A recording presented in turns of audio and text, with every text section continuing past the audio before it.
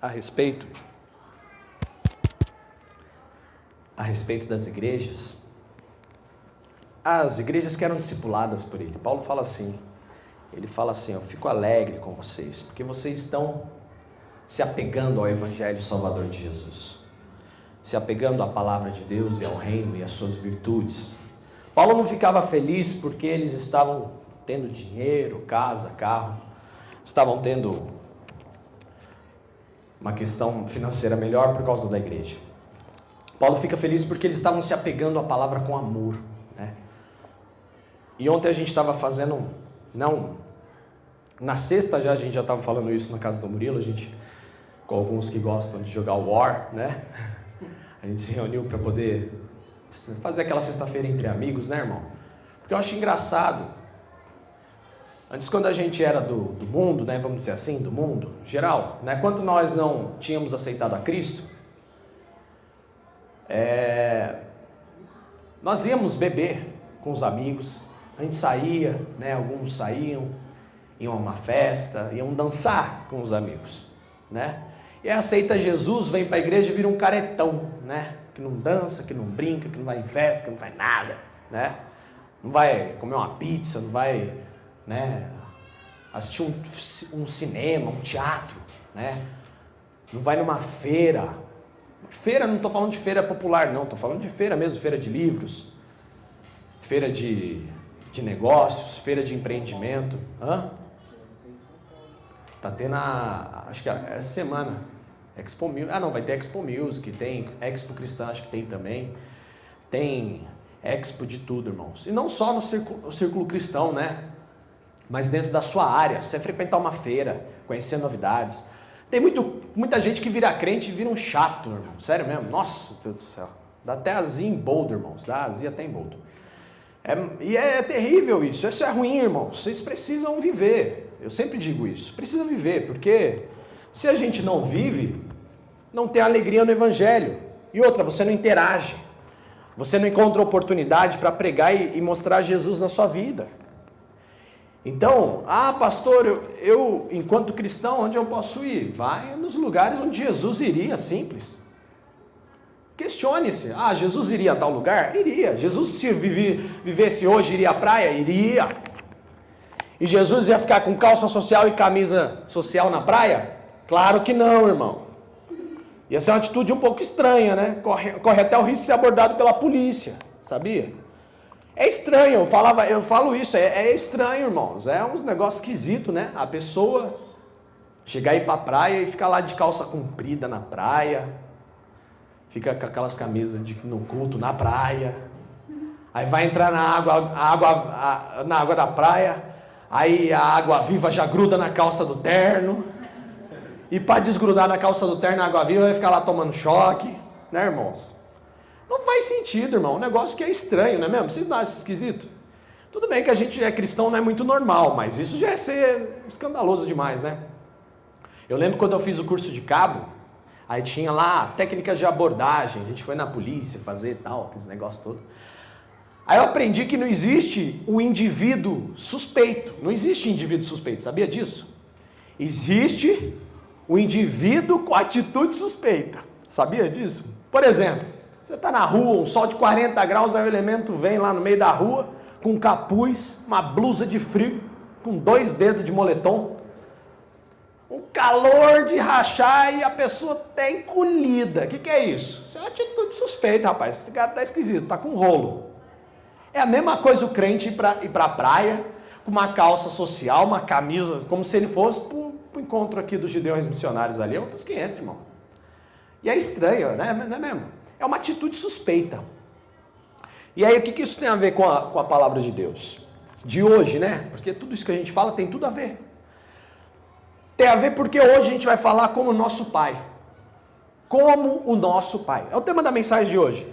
Como o nosso Pai. A figura Pai na Bíblia tem uma importância fantástica. Tem uma importância, assim, fora do comum. Tem uma importância extraordinária. Por quê? Pai, na Bíblia, é sinônimo daquele que gera. A mulher gera também. Mas o pai na Bíblia tem o sinônimo de criador. Abba Pai, Paizinho, Criador. Então, quando na tradição judaica, no povo judeu, quando na palavra de Deus, alguém fala assim, mas quem é seu pai? Você é filho de quem? Está querendo saber por causa das suas atitudes. Porque na Bíblia, nós veremos Jesus afirmar que assim, os filhos são como o pai. Então hoje nós vamos aprender, no final dessa pregação, lógico, 3 caminhos essenciais para que nós sejamos como nosso pai. E iremos também questionar em que área da nossa vida não temos sido como nosso pai. E o que é necessário para que isso aconteça. Então eu pedi para que você abra a sua Bíblia no livro de Efésios. Efésios capítulo 1.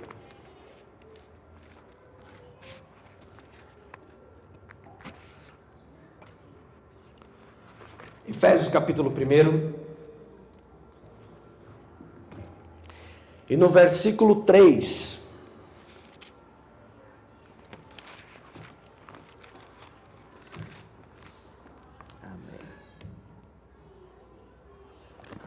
Efésios 1 e 3. Deixa aberto aí. E nós iremos tomar para nós uma parte dessa palavra agora.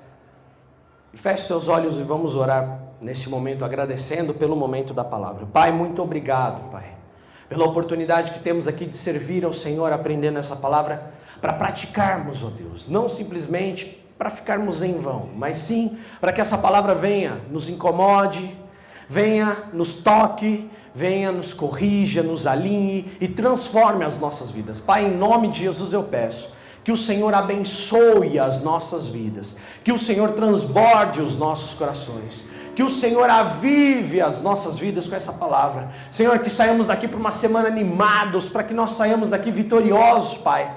Senhor Jesus, tendo certeza do Teu Santo Espírito e, acima de tudo, revestidos de poder e graça. Pai, em nome de Jesus que a Ti eu peço e Te glorifico por tudo o que temos vivido aqui. E, Pai, que mais esse dia seja uma boa semente plantada nos nossos corações. No nome de Jesus, amém e amém. Você pode dizer glórias a Deus? Amém. Efésios capítulo 1, versículo 3. Todos acharam? Digam amém. Amém. Vamos ouvir a mensagem dessa carta. Como louvamos a Deus, o Pai de nosso Senhor Jesus Cristo, que nos abençoou com todas as bênçãos do céu, por pertencermos a Cristo. Muito antes de criar o mundo, Deus nos escolheu para pertencermos a Ele. Naquela época, Ele decidiu fazer-nos santos aos seus olhos, sem uma única falta. A nós, que nos encontramos diante dEle cobertos com seu amor. Versículo 5 de Efésios 1. Seu plano imutável sempre foi adotar-nos em sua própria família, por meio de Jesus Cristo. Pois esse era o seu propósito e sua vontade. Versículo 6. Agora, todo louvor seja dado a Deus por sua maravilhosa graça derramada sobre nós, porque pertencemos ao seu amado Filho. Ele nos redimiu por meio do seu sangue, perdoando os nossos pecados, de acordo com a abundante graça de Deus. Versículo 8. Esta aqui, Ele derramou generosamente sobre nós, com toda a sabedoria e entendimento. Versículo 9. Deus nos revelou sua razão secreta para enviar Cristo. Um plano que Ele, em misericórdia, traçou há muito tempo. E este era o seu propósito, que, na plenitude do tempo, Ele reunirá tudo o que existe no céu e na terra, debaixo da autoridade de Cristo. Nele, nós fomos escolhidos e predestinados como parte do plano soberano de Deus, que faz tudo conforme sua vontade. O propósito de Deus nisso era que louvássemos a Deus e dessemos glória a Ele por ter feito essas coisas poderosas por nós, que fomos os primeiros a confiar em Cristo. E por causa daquilo que Cristo fez, também todos vocês que ouviram o Evangelho sobre a maneira de ser salvos e creram em Cristo foram marcados pelo Espírito Santo como pertencentes a Cristo, o qual há muito tempo havia sido prometido. Você pode dizer glória a Deus por isso? O que quer dizer com isso tudo? O que essa palavra toda quer dizer para nós? Essa palavra hoje para nós tem um sentido muito poderoso. Um sentido que o plano de Deus para todos nós é a salvação. Algumas pessoas discutem, falam sobre predestinação, e aqui essa palavra predestinado está colocada em todas as traduções. Paulo aqui não fala exclusivamente de um público, mas Paulo fala com relação ao predestinado a todos. Todos os seres humanos estão predestinados à salvação. Porque esse era o plano de Deus. Que todos se salvassem. Mas, por causa do pecado, nos afastamos. Por causa do pecado, nos apartamos dele. Mas o plano de Deus sempre foi que todo ser humano na face da terra, todo ser que respirasse, lembra o que o salmista diz? Louve ao Senhor. Ou seja, um povo inteiro, a sua imagem e semelhança, o chamando de Pai. Esse era o plano de Deus. Não era um plano simplesmente assim, não. Era geral. Eram todos, um por um. Todos. Mas por causa dos nossos caminhos, o nosso pecado, o nosso jeito de ser, a nossa forma de resolver, de pensar, de agir, a nossa ansiedade, nos corrompemos. É interessante nós vermos que lá no princípio, quando Adão e Eva cometem um pecado, não foi mal intencionado. Se você parar para analisar o que estava acontecendo lá no Gênesis, preste bem atenção nisso. Porque isso é fundamental para que você entenda que o mal, ele não vem com figura de mal. O mal, ele não vem com figura de ruindade. Mas sempre o mal nasceu com uma intenção de bem. Para um grupo exclusivo, mas bem. Para uma intenção exclusiva, mas bem. E aí, Deus começa a ensinar o homem, coloca dois seres ali. Deus cria o homem, depois cria a mulher. E fala para o homem tudo o que ele tinha que fazer. E uma coisa que ele não devia fazer. E ele diz o porquê não devia fazer. E aí Deus pega e fala para ele, olha, preste bem atenção nisso, irmão, porque muita gente não se atenta. Mas Adão era um bebê gigante. Tudo que Adão fazia era por comando. Deus falou para Adão, olha, você vai cuidar do jardim. Depois Deus falou para Adão, olha, você vai dar nome aos animais. E Adão vendo aquilo, ele sentiu o coração vazio, porque cada animal tinha a sua companheira que lhe fosse idônea. E aí Deus se compadece de Adão, então fala, eu vou te dar uma companheira. Deus deu uma ordem explícita a Adão, não coma daquela árvore, o dia que você comer certamente morrerá. E Deus foi ensinando, Deus foi aplicando. Adão, quando chega para Eva, leia bem isso em Gênesis, pode ler, está lá. Adão, quando chega em Eva, ensina isso para Eva, ou não. Por que não? Porque quando você chega no capítulo 3, o relato da serpente enganadora, ela não descreve que somente comer mataria o homem. Se você ler o capítulo 3 de Gênesis, você vai ver que lá está escrito. A serpente chega para a mulher e fala, olha, não é certo que Deus falou para você não tocar? E não fazer isso, porque senão certamente morrerá? Que nada. É porque o dia que vocês comerem isso, vocês serão como Deus.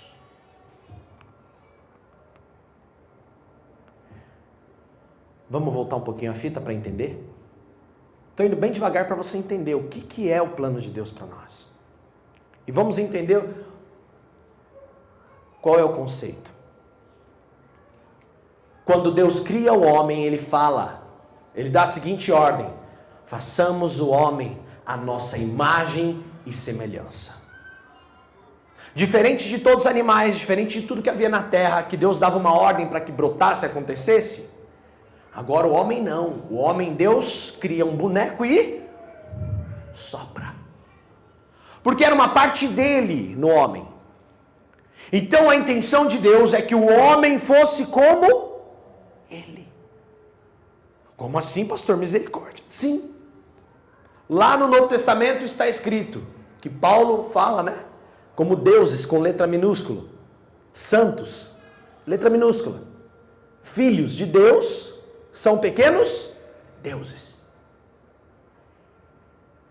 Puxa, Paulo viu isso também, viu? Está escrito. Mas em que circunstância? Pessoas dependentes desse Pai maravilhoso. Em que sentido seria igual a Deus? A partir do momento que Deus chega para o homem e fala assim: olha, tá vendo tudo que está aqui? Eu te dou para você dominar. Você vai exercer domínio. Domínio não é posse. Deus não dá a terra para o homem. Deus entrega para que ele governe. Então esse processo agora era um aprendizado com Deus. A Bíblia relata que Deus periodicamente vinha conversar com o homem. O que Deus tanto conversava com o homem? Simples. Se você vê o relato de Gênesis, cada vez que Deus tinha um contato com o homem, Deus o estava ensinando.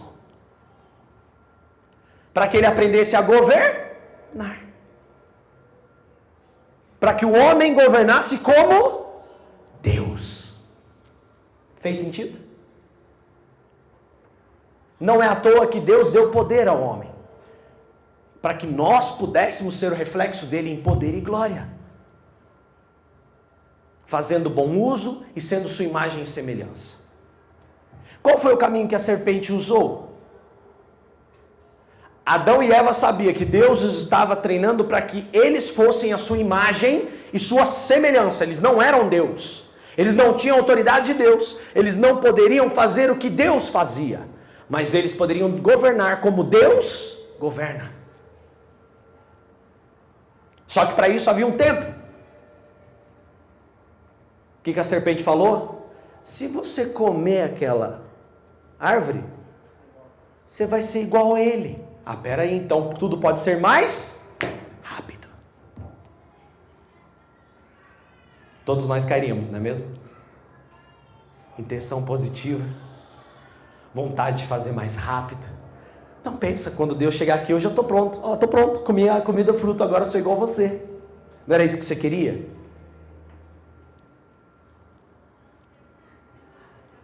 Só que quando o homem e a mulher comem daquele fruto, eles não sabiam que estavam implicando em desobediência. E era sobre o que Deus tinha ensinado. Ele não tinha dito a palavra desobediência para eles, mas Deus falou: se você comer, você morrerá. A lição é obediência. Para que sejamos como Deus, é necessário obedecer. Para que tenhamos a autoridade de Deus, é necessário obedecer. E aí, Adão e Eva, porque não foi só Eva. E o erro começa em Adão, porque para a serpente chegar em Eva, preste bem atenção e leia. Para a serpente chegar e falar que não podia tocar nem comer, é sinal que Adão, que só recebeu a mensagem, não coma, deve ter falado para a mulher assim: não passa nem perto. Comer, nem pensar. Então nem toca, não passa nem perto. A ordem não era essa, você não tem que inventar nada. A ordem era: não coma. Posso pegar? Pega. Posso ver? Pode. Legal. Posso comer? Não. Adão falhou como sacerdote da sua casa, na vontade de fazer tudo tão certo, na vontade de ser um pai ideal, um cara, se cercar além dos limites, ele borrou toda a pintura de Deus. E aí a mulher também, bem intencionada, vai lá, simples. As mulheres são práticas, não é mesmo? Não, em algumas soluções são sim. Principalmente na hora desse dia, tá uma praticidade, a mulher não põe aqui, vira ali e tal. Não, é prático. Né? Mas você fica enrolando, hein, homem? Né? Mas você fica enrolando, hein, homem? Está na natureza da mulher a praticidade. Né?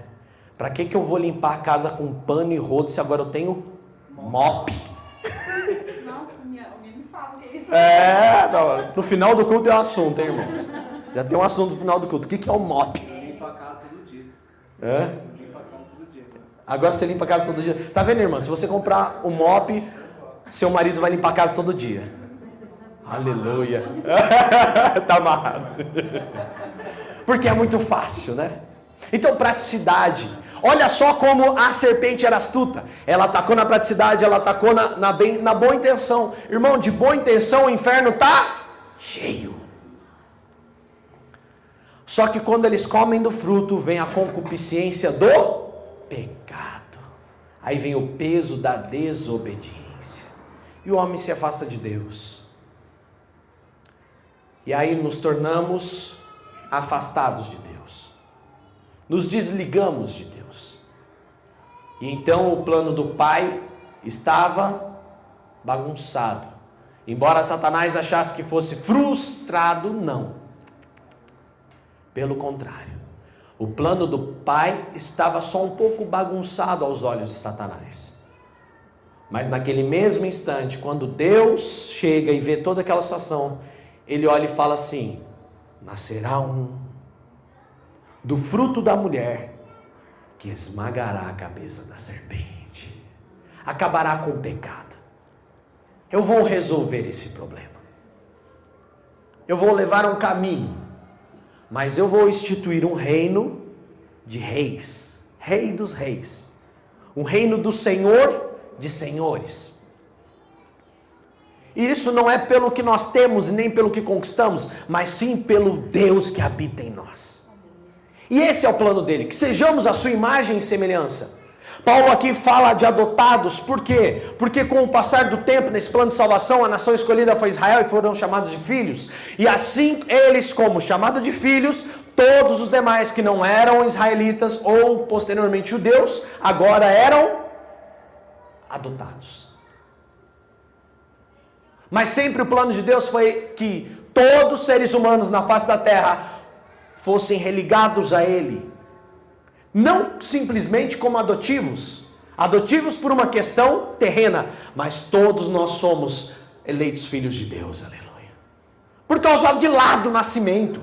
Desde lá do começo não havia Israel, nem judeu, nem gentio. E era isso que Jesus quis.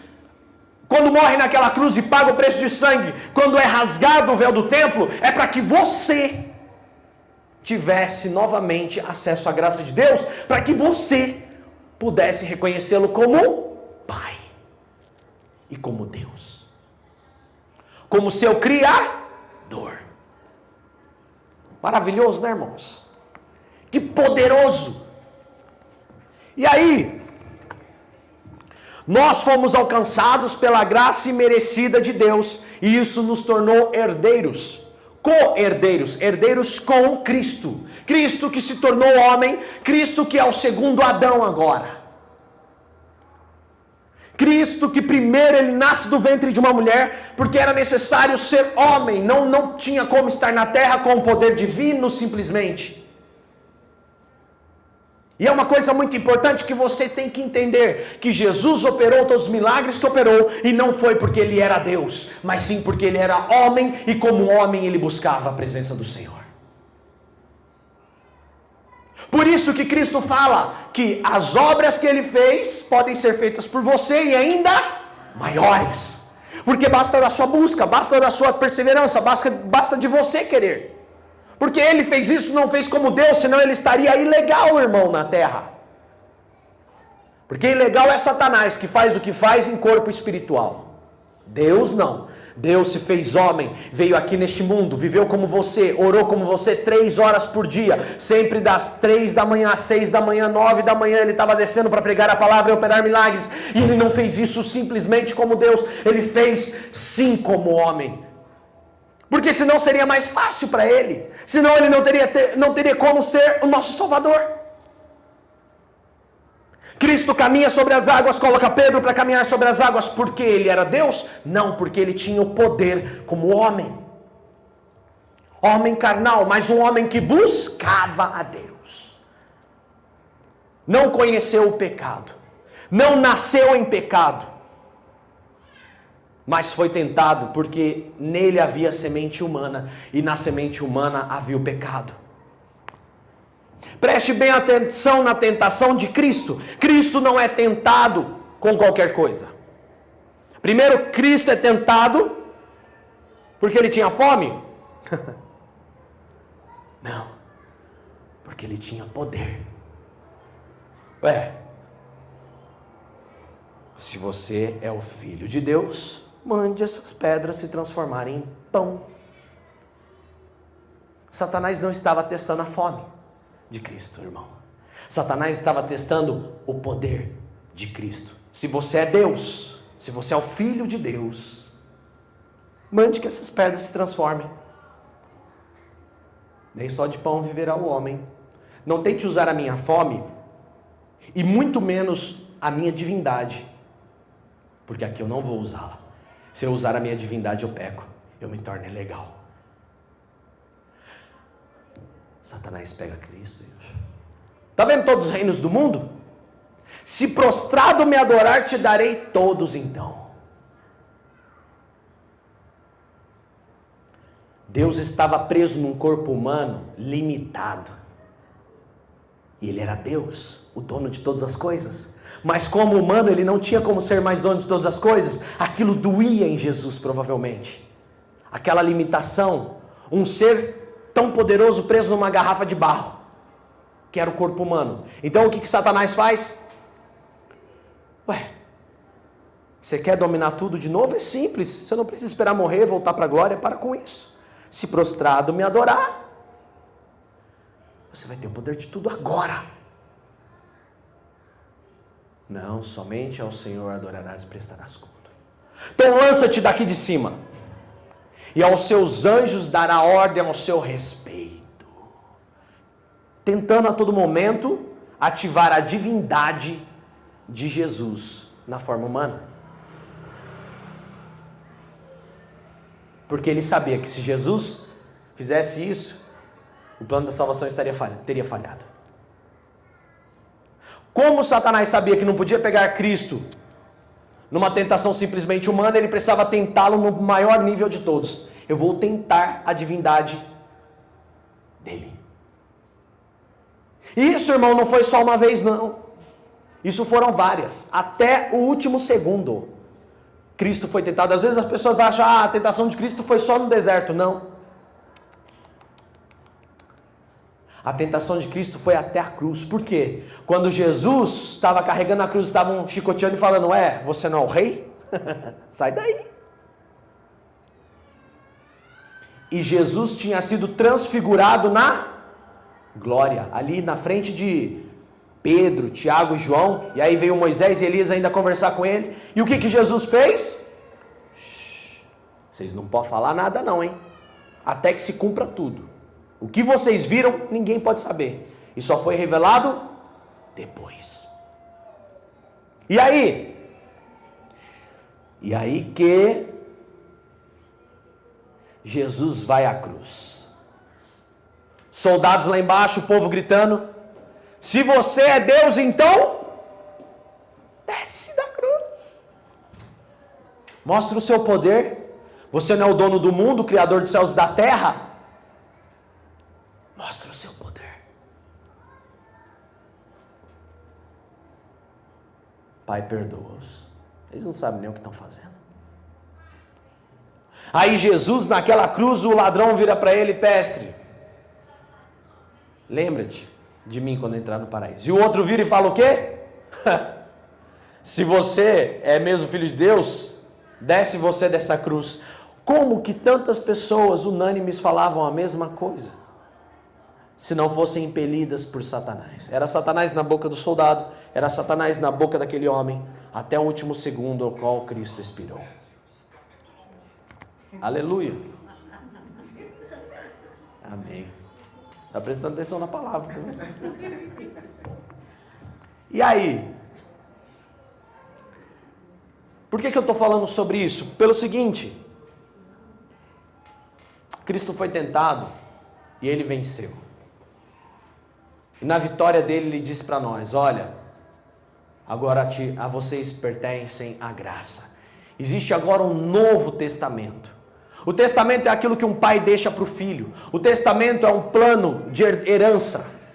Era um plano ao qual a pessoa herda algo do seu pai. Então, o Antigo Testamento era para um povo só, chamado Israel. Agora, o Novo Testamento, o que é?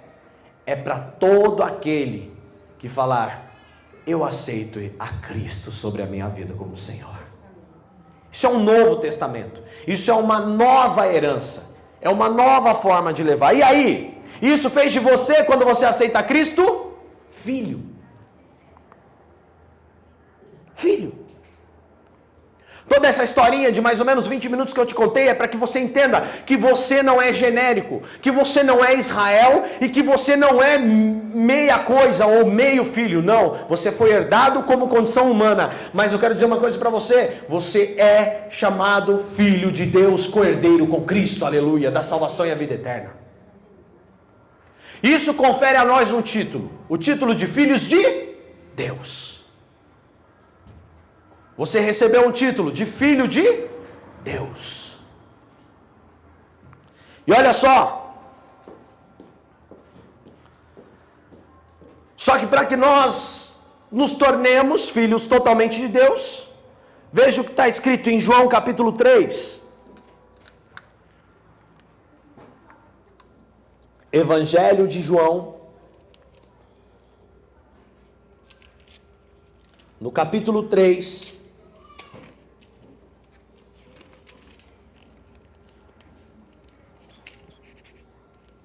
Versículos de 3 a 8.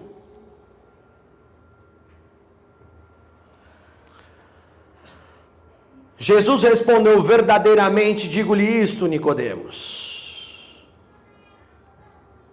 Se alguém não nascer de novo, nunca poderá ver o reino de Deus. Versículo 4. Nicodemos disse: nascer de novo?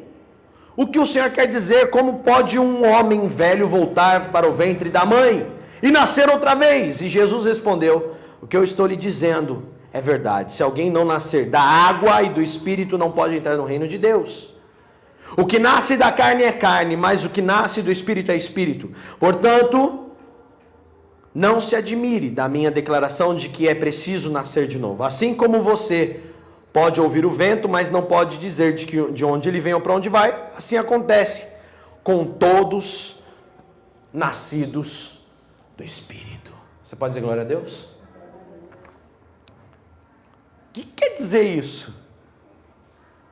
Profundo, né?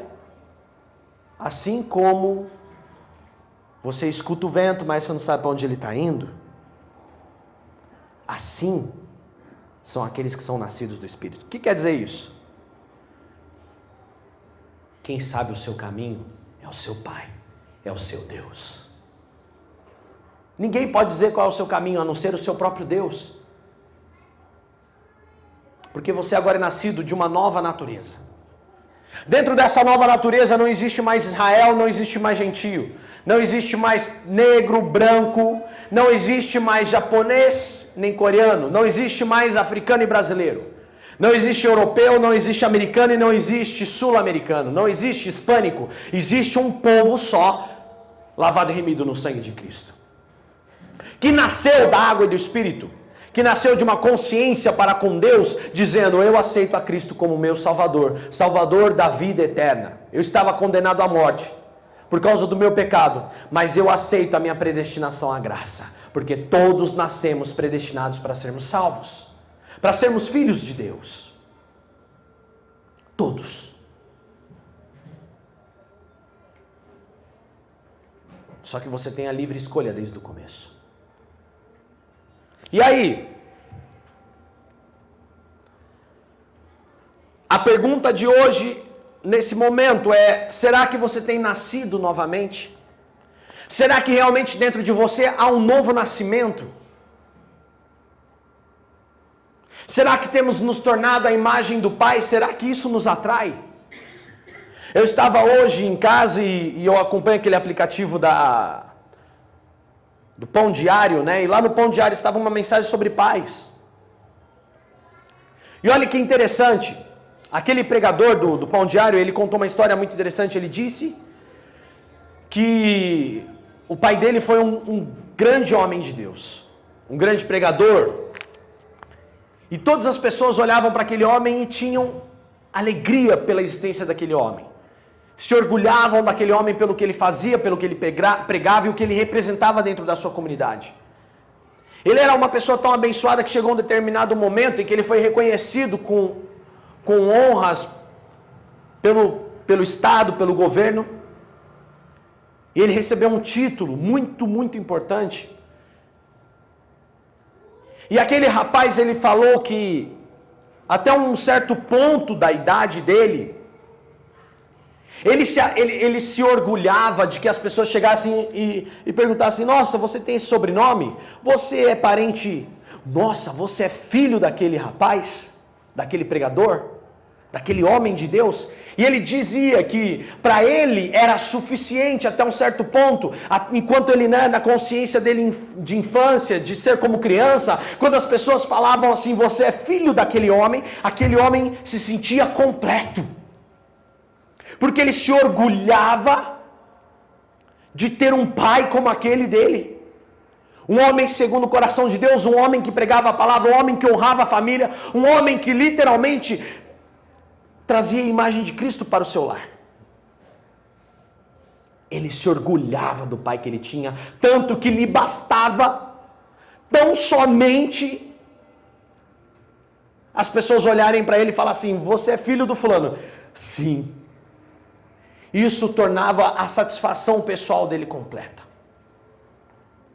O que isso ele quer dizer para nós? Né? No Pão Diário lá ele estava falando, eu achei muito interessante, que o nosso relacionamento com Cristo deve ser da mesma forma. Devemos amar a Deus e admirá-lo de uma forma tal como o Pai. Devemos amar a Deus e honrá-lo e obedecê-lo de uma forma tão grande quando o aceitamos, que para nós basta sermos como Ele. Que para nós basta nós olharmos para tudo que fazemos e as pessoas olharem e falarem assim: puxa, você é diferente. Você fala diferente, você age diferente, você conversa diferente, você trabalha diferente, você estuda diferente. Você é crente? Não, eu sou cristão. Eu sirvo a Jesus Cristo. Ele é o meu Deus, Ele é o meu Pai, aleluia. Porque Ele é Deus, porque Ele é maravilhoso, e nós devemos ter orgulho, porque as pessoas nos identificam como tal. Devemos ficar orgulhosos, não de nós, mas sim orgulho dEle, porque Ele é poderoso. Eu já disse isso aqui na palavra, que a palavra, né, até uma pregação que depois as pessoas perguntaram: Dani, mas orgulho é bom? Sim, só se você tiver orgulho de que as coisas que você faz e tudo que você tem vem de Deus. Se o seu orgulho é de Deus, ok. Se o seu orgulho é seu, não faça isso. Se o seu orgulho pertence a Deus, ok. Mas se o seu orgulho pertence a você, porque você estudou, porque você é bom, porque você é sábio, porque você... Não trilhe esse caminho. Você está comendo a maçã para ir mais rápido. Não trilhe esse caminho. Adão e Eva trilharam e afastados foram da presença de Deus. Foram afastados da presença de Deus. É pecado, é soberba. Satanás, ele conhece o nosso coração. Ele quer nos afastar de Deus.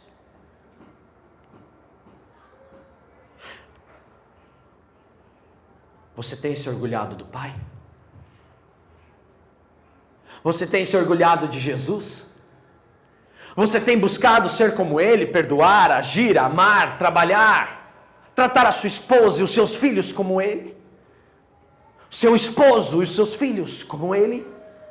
Seus pais, sua mãe, seu pai, sua mãe, seu irmão, seu tio, seu próximo, seu inimigo?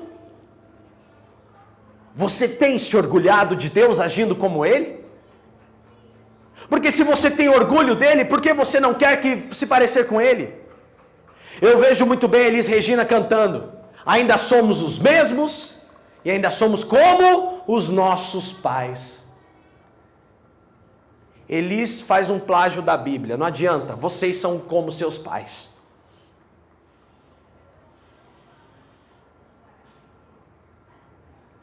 Temos sido como nossos pais? Nosso pai. Porque nosso pai humano, nossa mãe humana, o pai humano pode falhar, a mãe humana pode falhar, mas se você tem Deus acima de tudo como pai, você tem sucesso. Se o seu pai não foi um homem guiado pelo caminho de Deus e você hoje é guiado pelo caminho de Deus, a chance de você ser um pai melhor para os seus filhos é grande. A chance para que você se torne um filho melhor, uma pessoa melhor, um cidadão melhor, sendo a imagem de Jesus Cristo, porque você o reconhece como pai e você tem orgulho das obras dele, a sua chance de ter sucesso é grande. A sua chance de alcançar o sucesso é grande. Eu estava conversando ainda essa semana com um amigo, e ele me falou, puxa, olha, fulano falou isso de você. Eu falei, puxa, que triste. Mas eu sou tão feliz, e eu olho tanto para Cristo, que eu faço até os meus inimigos não terem argumentos e gostarem de mim. Eu mando mensagens para eles e falo assim, tudo bem? Como você está? Você está bem? Vou fazer um trabalho, toma. E eu faço de conta que não é comigo, por quê? Porque a briga nossa não é contra a carne nem contra o sangue, mas sim contra os principados e potestades. Me deu uma certa preocupação, procurei me blindar em algumas coisas. Fiz meu trabalho, até publiquei essa semana. Porque a gente tem que fazer a nossa parte. Mas você não pode odiá-los. Você não deve odiá-los. Seu pai não odiaria. Você é a imagem do seu pai? Abra aí em João 8 agora.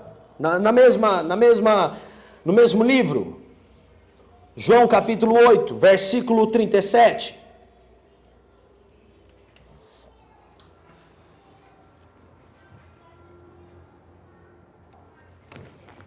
João capítulo 8, versículo 34, melhor. Preste bem atenção ao que Jesus estava falando para os fariseus, para os falsos sacerdotes. Vocês são escravos do pecado, todos vocês. Versículo 35, que os escravos não têm direitos permanentes com a família, mas o filho tem todos os direitos para sempre. Portanto, se o filho vos libertar, vocês serão livres de verdade. Versículo 37. Sim, eu sei que vocês são descendentes de Abraão, e apesar disso, alguns estão querendo matar-me porque a minha palavra não acha lugar dentro do coração de vocês. Versículo 38.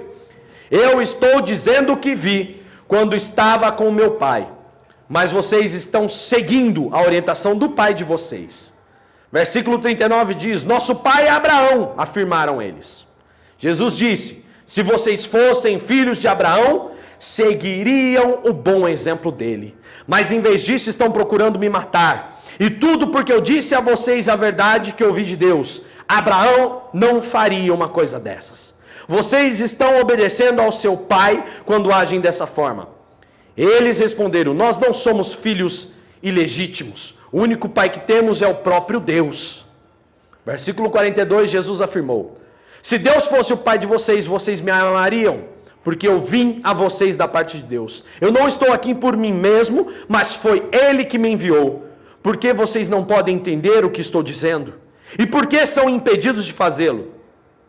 A resposta é simples, versículo 44. Vocês são filhos do seu pai, o diabo, e gostam de realizar o desejo dele. Ele foi assim desde o princípio, e também sempre odiou a verdade. Não há nenhum sinal de verdade nele. Quando o diabo mente, isso lhe é perfeitamente normal, porque ele é mentiroso. E o pai, lembra que pai significa criador? Criador da mentira. Você pode dizer glória a Deus? O que Jesus estava dizendo e o que ele afirmou de tão poderoso? Se você é filho de Deus, você imita a Deus. Se você é filho de Abraão na fé, você vai olhar para os exemplos e o bom exemplo de Abraão. Mas aqueles homens estavam preocupados com o seu dinheiro, com o seu pecado, com a sua natureza humana. Eles estavam preocupados com os seus problemas, eles estavam preocupados com os seus dogmas, eles estavam preocupados com a sua religiosidade. E eles mentiam para manter esse status. Eles eram filhos do diabo.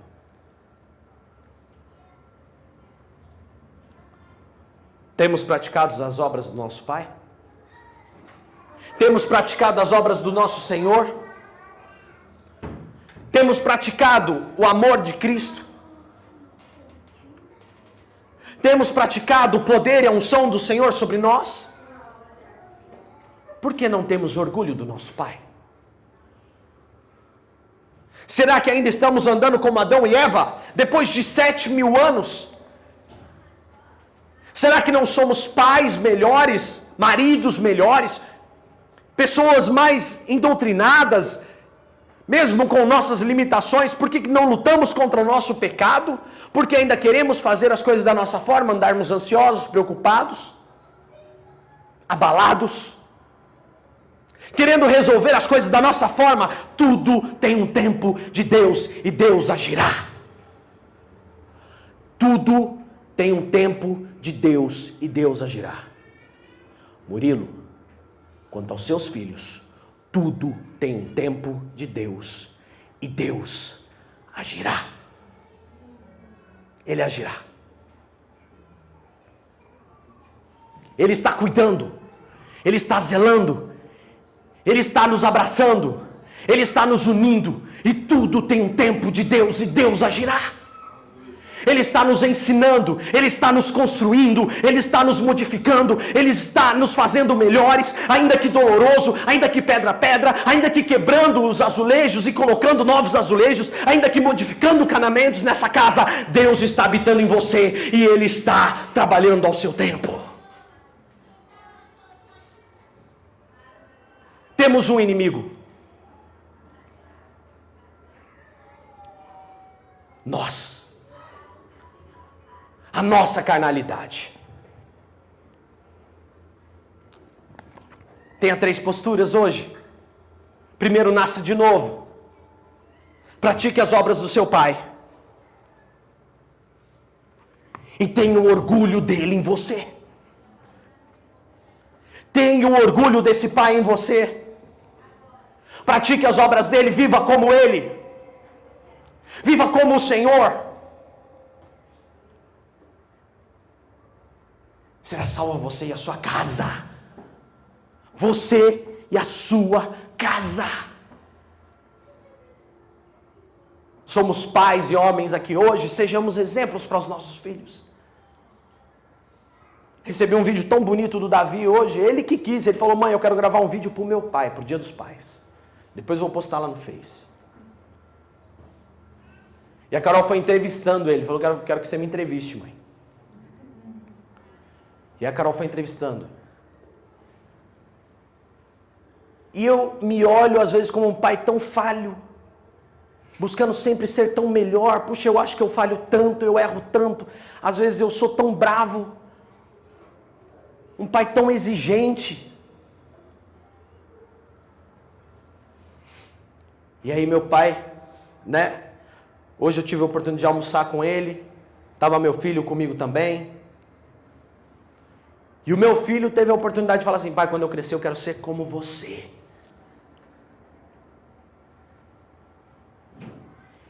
nós devemos aspirar isso de Cristo. Nós devemos amá-lo. Nós, como pais, devemos brincar com os nossos filhos, devemos corrigi-los sim, devemos cobrá-los sim, mas devemos levá-los ao cinema, devemos viver a vida, devemos aproveitar cada minuto, cada segundo. Meu pai aproveitou cada segundo do meu irmão até que Deus o levou. E é isso que nós devemos fazer, amar cada segundo os nossos filhos como pais. Por quê? Porque nós amamos a Deus. E assim, vivermos cada instante, cada minuto, por mais que esteja distante, porque é assim que deseja o nosso Pai. Que nós sejamos assim para os nossos filhos, assim como Ele é para nós. Nossos pais humanos vão falhar, nós como homens, pais, vamos falhar com os nossos filhos. Pastor Valmir, uma vez lá no encontro de pastores, ele falou, a filha dele chegou assim e falou: puxa, eu sou a mais velha, você está cobrando tanto de mim, do meu irmão parece que você não bate tanto, que não sei o que, eu sofri muito mais. Aí ele virou e falou assim: posso dizer uma coisa para você?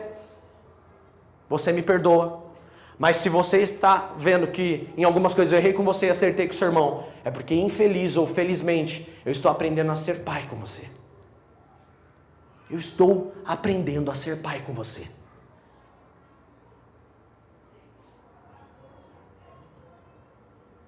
Deus, Ele sabe ser pai de nós, Ele não comete erros. Nós humanos cometemos, mas Ele não. Ele é poderoso, Ele é fiel.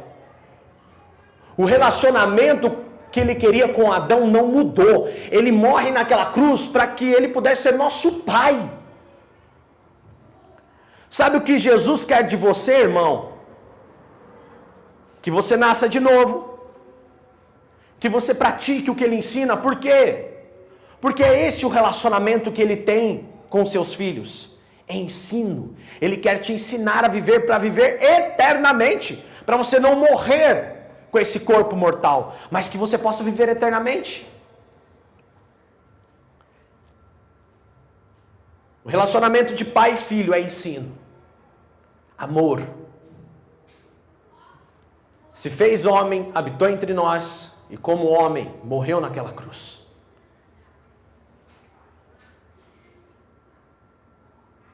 É necessário que nós tenhamos um encontro com Cristo. Tão poderoso e tão verdadeiro que abale as nossas estruturas. Abalar as estruturas é morrer. É nascer de novo. E ninguém nasce sabendo andar, falar, não. Você nasceu de novo, é preciso voltar a andar, voltar a viver, voltar a fazer uma série de coisas. Nascer de novo. Praticar e se orgulhar. Nasça de novo. Pratique o que você está aprendendo. E se orgulhe disso. Porque não são suas obras. São as obras do seu Pai. Fique em pé. Aleluia.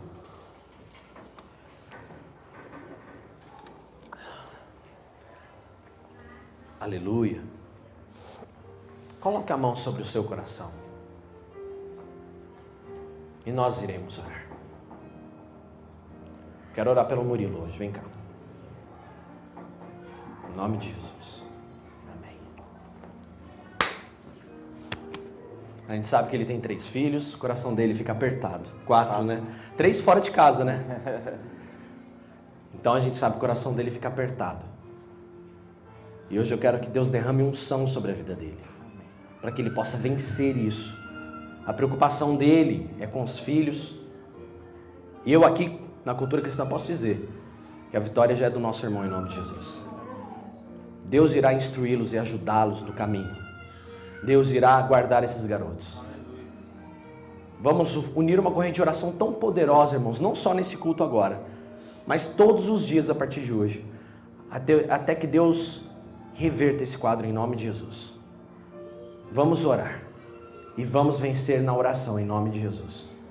Ele já poderia ter acionado a justiça, feito o que quisesse. Ele tem todo o direito de trazer os filhos para perto na justiça. Mas ele preferiu não recorrer a isso. E ele preferiu confiar no Senhor. Pastor, Oi. tem uma situação parecida. Amém. Então vem cá, vamos orar também. Fica do meu lado esquerdo aqui. Não sou pai, mas... Mas é mãe. Amém. Glória a Deus. Então, eles não quiseram colocar na justiça. Porque ele confia no Deus que está acima de toda a justiça. Amém. E eu tenho certeza que Deus dará vitória a todos esses pais. Em nome de Jesus. Estende suas mãos para cá. Senhor, eis aqui os meus irmãos, Pai. Senhor Jesus, os meus amigos de caminhada. Pessoas, ó Pai, que o Senhor permitiu que crescêssemos juntos. Hoje eu tenho a graça de ter o meu filho ao meu lado. E Pai, eu peço a Ti que abençoe a vida deles hoje com poder, unção e graça, Pai. Senhor Jesus, que o Senhor os fortaleça em nome de Jesus, ó Pai, nessa caminhada. Hoje, Pai, a partir de hoje, todos nós nessa igreja, oraremos por essas crianças, Pai. Crianças ao qual, ó Pai, o Senhor os colocou no mundo, na vida desse homem e dessa mulher. E Pai, pedimos a Ti agora, Pai, porque a dor deles é a nossa dor agora. Porque, Senhor, nos comove, ó Deus. Porque realmente, Senhor, nos preocupamos uns com os outros. Pedimos a Ti sim, Senhor, que o Senhor entre com a Tua providência, em nome de Jesus. Fazemos essa união agora em oração, ó Pai, sobre a vida deles. Clamando a vitória, Senhor, em nome de Jesus. Para a honra e glória do Teu santo nome, Pai. E pedimos, Senhor Jesus, que o Senhor una essas famílias, Pai. Traga esses filhos, ó Pai, para os Teus caminhos. Que essas crianças conheçam a Tua verdade, Pai. E que eles possam crescer, ó Pai, em nome de Jesus. Senhor, segundo o Teu querer. Pai, a nós que sejamos filhos, ó Pai, que nos orgulhemos de Ti. Que nós tenhamos orgulhos, ó Pai, porque não somos mais somente, Senhor Jesus, adotados, mas sim co-herdeiros com Cristo. Pai, em nome de Jesus, que nós hoje sejamos revestidos por esse poder, que nós sejamos guardados pela Tua graça, que nós sejamos protegidos pelo Teu Santo Espírito, e em nome de Jesus pedimos a Ti, que revigore as nossas forças todos os dias. Oramos pela vida, Senhor Jesus, do Murilo, pela vida, Senhor Jesus, da Amanda. Em nome de Jesus, para a honra e glória do Teu Santo nome, nós oramos, nós consagramos, nós concordamos, ó Pai, no nome santo de Jesus. E aquele que vive e reina, habite em nós todos os dias, para a honra e glória do Teu santo nome, no nome santo de Jesus. Amém e amém. Você concorda com isso? Diga, eu concordo. Eu concordo. Em nome de Jesus. Fale assim comigo, é minha missão orar. Nós vamos orar. E Deus irá começar a mover tudo isso em nome de Jesus. Não posso prometer tempo, mas eu posso prometer que Deus agirá em nome de Jesus. Você pode aplaudir o Senhor pela vida deles?